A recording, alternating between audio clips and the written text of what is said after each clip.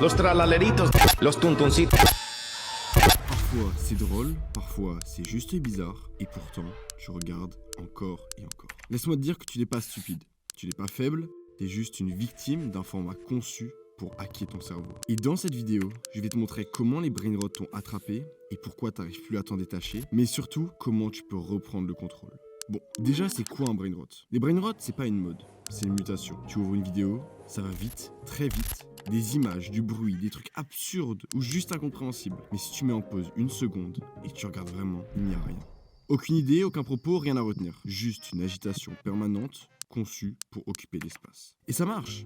Tu regardes, ton cerveau s'accroche, pas parce que c'est intéressant, mais parce que c'est impossible à ignorer. C'est un peu comme du chewing-gum pour l'esprit. Tu mâches, mais t'avales rien. Et tu te demandes pourquoi je regarde ça, alors qu'il n'y a rien à comprendre. Parce que ton cerveau n'aime pas le vide. Parce qu'il est câblé pour chercher la nouveauté, l'intensité, le mouvement, et parce que ces vidéos sont faites spécifiquement pour déclencher ça. C'est pas un bug, c'est juste naturel. Il faut que tu saches que l'algorithme ne veut pas que tu sois heureux.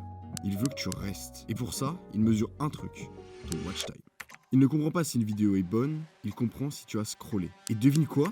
Les brain rot font exploser le watch time. Parce qu'ils te donnent une dose de dopamine toutes les 0,5 secondes. Une image, un son, un effet, une surprise, un rire, un twist. Et ça recommence encore et encore et encore. Ton cerveau devient accro, pas au contenu, mais à l'attente du prochain pic. Un peu comme dans un casino avec une machine à sous, où on actionne la machine avec l'espérance de gagner le jackpot. Et le plus fou, ce format n'est même pas nouveau. Il existait déjà dans les pubs des années 2000, dans MTV, dans Vine. Sauf qu'avant, c'était rare. Aujourd'hui, c'est une norme. Si les brain rot font tant de millions de vues, c'est pas juste à cause de l'algo, c'est aussi à cause de nous. On est fatigué, surchargé, pressé. Le cerveau humain est en burn-out cognitif. Il veut juste quelque chose de simple, rapide, satisfaisant. Et les brain rot lui offrent exactement ça. Plus besoin de comprendre, plus besoin de réfléchir, juste consommer. C'est un peu comme si tu consommais un McDo. Tu sais que c'est mauvais, mais sur le moment, ça te fait du bien. Et petit à petit, tu n'arrives plus à apprécier un film lent, une vidéo longue, un podcast profond. Tu as rétréci ton seuil d'attention, t'as pris un shoot de dopamine et maintenant, t'en veux plus, tout de suite, sans effort. Bon, ok, maintenant que t'as compris ça, qu'est-ce que tu fais? Tu peux continuer, scroller jusqu'à l'épuisement, ou tu peux reprendre le contrôle. Tu peux commencer simplement. Observe les formats qui attrapent ton attention sans que tu t'en rendes compte, coupe-les et réapprends à rester seul avec toi-même. Le silence, ce n'est pas ton ennemi, c'est ton échappatoire. Et c'est souvent, quand on consomme du contenu court, des brain rot, des choses qui n'ont aucun sens, c'est juste pour échapper à ce silence qui nous fait tant peur parce qu'on se retrouve avec soi-même. Et tu vas voir très rapidement les changements positifs sur toi.